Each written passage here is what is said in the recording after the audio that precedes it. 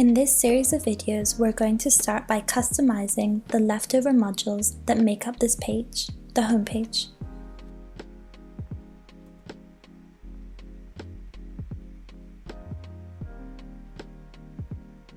Now before we start, I'm going to rearrange our doc map. I'm going to add two new sections. One will hold all of the structures that are part of the example page that we're following, and the other section will hold all the other sections that we are building. So I'm just going to delete this section here as we don't need it to build this module. So I'm going to delete this and I'm going to add two new sections.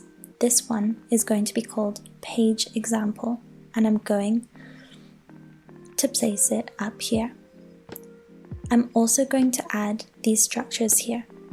Okay, I'm going to add another section and I'm going to call it My Page. This section, as we mentioned before, will hold all of the structures that are a part of our project. So this is going to make it easier to build this exercise.